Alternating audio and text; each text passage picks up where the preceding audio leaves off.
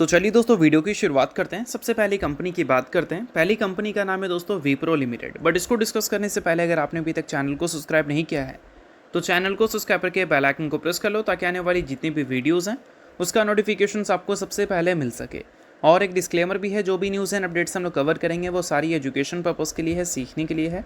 तो इसको किसी भी तरह का इन्वेस्टमेंट एडवाइस मत समझना, आप खुद से भी रिसर्च और एनालिसिस कर सकते हैं।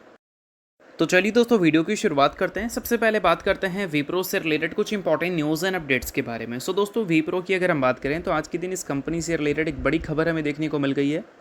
खबर यह है कि विप्रो ने अपने Q1 के जो डेट्स हैं वो ऑफिशियली रिलीज़ कर दिया है। और उसके साथ एक शॉकिंग खबर यह है कि कंपनी ने डिविडेंड की अनाउंसमेंट की है। जैसा कि मैंने आपको बता ही रखा था पहले भी कि जिस हिसाब का परफॉर्मेंस हमारी IT कंपनी कर रही है उसको देखकर यही लगता है कि साल में अगर जो IT कंपनी 2 डिविडेंड देती थी ना वो 3 देगी, या जो 1 देती थी वो 2 देगी। तो वही सेम चीज़ हम अब विप्रो के साथ भी होता हुआ देख रहे हैं। विप्रो का डिविडेंड हमेशा आपको Q2 के साथ देखने को मिलता था, Q2 नहीं Q3 के साथ देखने को मिलता था, बट अब हमें Q1 के साथ भी देखने को मिलेगा। विप्रो ने बताया है कि 15 जुलाई और 16 जुलाई को ये बोर्ड मीटिंग कंडक्ट कर रहे हैं। 16 जुलाई के बोर्ड मीटिंग के आउटकम में ये स्टैंड अलोन और कंसोलिडेटेड फाइनेंशियल नंबर्स 2027 के फाइनेंशियल ईयर के पहले क्वार्टर की रिपोर्ट करेंगे। और उसके साथ दोस्तों कंपनी आपको इंटरम डिविडेंड भी देती हुई नज़र आएगी, और उसको लेकर भी कंपनी ने अपडेट दे दिया है। तो अगर कंपनी के अर्निंग्स के साथ अगर हमें डिविडेंड भी मिलती हुई दिखेगी तो बिल्कुल ये हैरानी वाली बात है नहीं, क्योंकि इन्वेस्टर्स को अगर लगातार नुकसान होगा तो ऑब्वियस सी बात है कि वहाँ पर कुछ ना कुछ तो भरपाई करना पड़ेगा। तो डिविडेंड के ज़रिए कंपनीज भरपाई करने की कोशिश करती हैं, और वो चीज़ विप्रो के ज़रिए हमें सुनने को मिल भी रहा है। सो अब दोस्तों वीडियो में आगे बढ़ने से पहले बात कर लेते हैं सेबी रजिस्टर्ड टेलीग्राम चैनल के बारे में, जिसको आप ज्वाइन कर लो। लिंक इसका डिस्क्रिप्शन में दिख जाएगा। ज्वाइन करने का सबसे बड़ा बेनिफिट ये है कि जिस हिसाब से मार्केट में अप्स एंड डाउन दिख रहा है, ऐसे टाइम पर हर दूसरी कंपनी के एनालिसिस बहुत ज़्यादा इंपॉर्टेंट है।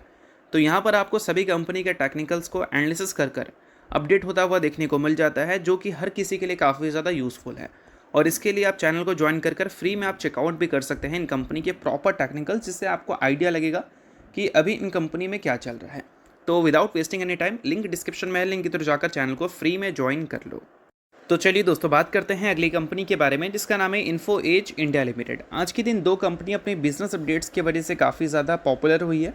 इसमें एक कंपनी ट्रेंट है, जिसमें बिजनेस अपडेट के बाद 12% की क्रैश देखने को मिली है, और दूसरी company Info Edge India Limited, जिसमें 12 से 13% की तेज़ी देखने को मिली है।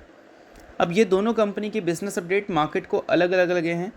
इन्फो एज की बात करें तो इसके बिजनेस अपडेट को देखने के बाद मार्केट ने जिस हिसाब से शेयर किया है उसको देखकर यही लगता है कि मार्केट को नंबर पसंद नहीं, बहुत ज़्यादा पसंद आए हैं। अब एग्जैक्ट इनके नंबर्स में क्या चीज़ें मेंशन की गई हैं, तो चलो उस चीज़ को समझ लेते हैं अच्छी तरह से। तो इन्फो एज ने स्टैंड अलोन बिलिंग्स जो रिपोर्ट किया है वो 737 करोड़ का रिपोर्ट किया है इस बार Q1 में, और ये पिछले साल के Q1 से लगभग 14.5% से ग्रो की है। अब आप ये मत सोच लेना कि ट्रेंड के मुकाबले ये नंबर तो कम ग्रो हुआ है, तो ट्रेंड में गिरावट क्यों है, इसमें तेज़ी क्यों है। तो देखो सिचुएशन मैटर करती हैं। इन्फो एज अलग कंपनी है, ट्रेंड अलग कंपनी है। तो इस कंपनी का सिचुएशन अलग है और उस कंपनी का सिचुएशन अलग है, इसका गाइडेंस अलग है, उसका गाइडेंस अलग है। तो हमेशा हर कंपनी का अलग सिचुएशन होता है। आज के दिन बिजनेस अपडेट की वजह से दोनों कंपनी का अलग अलग रिएक्शन है, बट दोनों कंपनी के सिचुएशन अलग हैं। इस वजह से ग्रोथ के नंबर को देखकर मार्केट ने कुछ और बिहेव किसी और कंपनी में किया है, कुछ और बिहेव किसी और कंपनी में है। ठीक है, ये चीज़ आपको पता होनी चाहिए। तो इनके सभी सेगमेंट्स की बात कर लेते हैं। अगर हम रिक्रूटमेंट सॉल्यूशंस की बात करें तो 552 करोड़ का कंट्रीब्यूशन वहाँ से आया है, और वहाँ से ईयर ऑन ईयर बेसिस पे ग्रोथ हमें 17.5% की देखने को मिल रही है। अगर हम इनके रियल इस्टेट बिजनेस 99 एकर्स की बात करें तो वहाँ से कंट्रीब्यूशन 110 करोड़ की देखने को मिली है। पिछले साल 94 करोड़ की थी, इस बार 16.5% की ग्रोथ इस सेगमेंट से कंपनी ने रिपोर्ट किया है। उसके अलावा अगर हम जीवन साथी सेगमेंट्स की बात करें तो वहाँ से 39.6 करोड़ का बिलिंग आया है। पिछले साल के मुकाबले ये नंबर 14% से हमें बढ़ती हुई देखने को मिली है। अगर हम शिक्षा की बात करें तो यही एक सेगमेंट है जो कि कुछ खास अच्छा परफॉर्म किया नहीं है, इकलौता सेगमेंट है जहां पर हमें बिलिंग के नंबर में गिरावट देखने को मिली है। बट जो भी हो, कंपनी के अर्निंग्स अच्छे आ सकते हैं। मार्केट को बिजनेस अपडेट देखकर यही लगता है। बाकी अगर कंपनी के अर्निंग्स अगर हमें अच्छे देखने को मिलते हैं तो हम उम्मीद करेंगे शेयर होल्डिंग पैटर्न में भी कुछ चेंजेस देखने को मिल जाए। शेयर होल्डिंग पैटर्न में अगर हम FIS की बात करें दोस्तों तो एफआईएस ने पिछले 4 क्वार्टर में अपने स्टेक्स एग्रेसिवली रिड्यूस किए हैं, जो कि आप नोट कर सकते हैं। और उससे पहले के नंबर्स अगर देखोगे तो एफआईएस पिछले साल के Q4 में 25% स्टेक्स इस कंपनी का होल्ड कर रखी थी, जो कि गिरकर 33% के नीचे आ गया था, फिर 30% आया, फिर 29% तक आया, और अभी लेटेस्ट क्वार्टर तक देखोगे तो 28 के भी नीचे जा चुका है।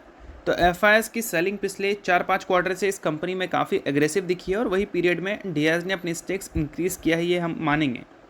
But FIS generally high growth companies में इन्वेस्टमेंट करना प्रेफर करती है, उनका कन्विक्शन ही वैसा होता है। अब ये कंपनी ने पिछले 1 साल में अर्निंग्स अपने अच्छे दिखाए हैं, प्रॉफिट ग्रोथ एक्सेप्शनल आइटम की वजह से बढ़ता हुआ दिखा है, बट ओवरऑल ग्रोथ हमें डबल डिजिट की देखने को मिली है। तो नंबर्स ऐसा नहीं कि ये कंपनी ने ख़राब दिखाया है। अब इतनी ज़बरदस्त तेज़ी आज के दिन हमने देखा है, तो हो सकता है कि एफआईएस इन सारी चीज़ों को देखकर मार्केट में अगर वापस आती है तो इन्फो एज जैसी कंपनीज उनको पसंद आए। बाकी कोई रिकमेंडेशन नहीं है, सभी चीज़ें सिर्फ एजुकेशन पर्पज़ के लिए हैं।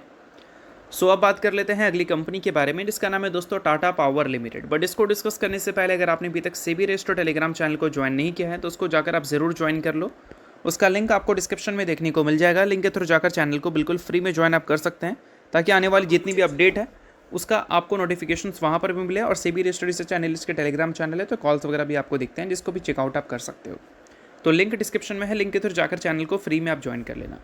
अब दोस्तों टाटा पावर की बात करते हैं। तो टाटा पावर के मैनेजमेंट की तरफ से एक काफ़ी बड़ी खबर हमें देखने को मिल रही है। खबर यह है कि टाटा पावर ने टारगेट किया है 1 लाख करोड़ के रेवेन्यू जनरेट करने का बाय 2030, और साथ में कंपनी ने रिवील किया है अपने न्यूक्लियर प्लान से रिलेटेड अपडेट्स।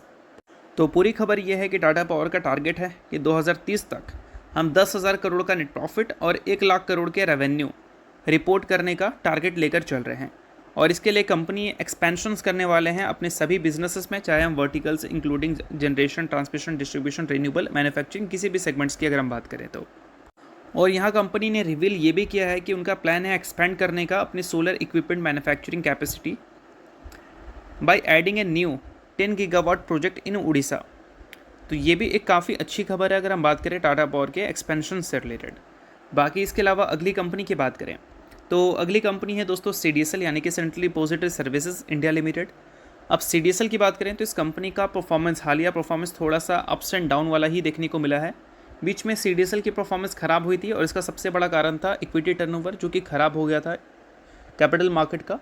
और इक्विटी टर्नओवर अगर ख़राब होगा तो CDSL जैसी कंपनी बिजनेस ऐसा नहीं कर पाएगी जैसा अच्छे मार्केट में बिजनेस करती है। बट हमें मई के महीने का जो डेटा देखने को मिला था इक्विटी टर्नओवर का या फिर कैश मार्केट के टर्नओवर का, वो 22 मंथ हाई पर दिखा था वो डेटा, यानी कि 22 महीने का देखोगे डेटा तो सबसे बेस्ट था मई के महीना। बट जब हमें जून का महीने का डेटा देखने को मिलता है तो यहाँ पर चीज़ें थोड़ी बदलती हुई दिख रही हैं। कैश मार्केट का जो टर्नओवर्स हैं उसमें हमें डिक्लाइन देखने को मिल गया है जून के महीने में, अगर मई के महीने से कंपेयर करें तो। अब ऐसा नहीं कि मई के महीने में जो नंबर था वो नंबर कभी भी कंपनी ने शो नहीं किया था, वो 22 मंथ हाई पे नंबर था, ऑल टाइम हाई पे नहीं था। अगर कंपनी का ऑल टाइम हाई का नंबर देखोगे तो 2024 का डेटा देखना पड़ेगा आपको। वहाँ पर जून जुलाई का जो डेटा है वहाँ पर कंपनी ने ऑल टाइम हाई, कंपनी नहीं मतलब एक्सचेंज ने all time high equity turnover report किया था। तो उस वजह से वहाँ पर CDSL के अर्निंग्स एक्सपेक्टेशन बहुत ज़्यादा अच्छी थी। और उसके बाद लगातार जितने भी महीने के टर्नओवर्स रिपोर्ट हुए हैं वो वैसा रिपोर्ट नहीं हुए हैं, चाहे एवरेज डेली देखो या टोटल टर्नओवर देखो, ठीक है। और मई के महीने में एक्सपेक्टेशन जगी थी कि भाई चीज़ें अब थोड़ी बेहतर होंगी, बट जून के महीने में मई के महीने के मुकाबले फिर से डिक्लाइन देखने को मिल गया है। तो ये चीज़ों को भी आप नोट कर सकते हो अगर आप CDSL के इन्वेस्टर हो तो। बाकी नेक्स्ट कंपनी की बात करें तो नेक्स्ट कंपनी है गुजरात इंजेक्ट केरला लिमिटेड। ये कंपनी ने हाल ही में 1:10 के रेशियो में स्प्लिट की अनाउंसमेंट की थी, जिसका रिकॉर्ड डेट कंपनी ने सेट कर दिया था 8 जुलाई का, यानी कि कल के दिन कंपनी में आपको टेक्निकली एडजस्टमेंट देखने को मिलेगी 1:10 स्प्लिट का। सो अगर आप इस कंपनी के इन्वेस्टर हैं तो इस न्यूज़ को आप नोट कर सकते हैं, इन्वेस्टर नहीं आप इग्नोर कर सकते हैं। न्यूज़ थी इस वजह से मैंने बता दिया, बाकी ये किसी भी तरह का रिकमेंडेशन नहीं है। तो होप करता हूँ ये वीडियो आपको अच्छा लगेगा, और लाइक कीजिए, पहली बार सब्सक्राइब कीजिए। वीडियो के लिए बहुत बहुत शुक्रिया।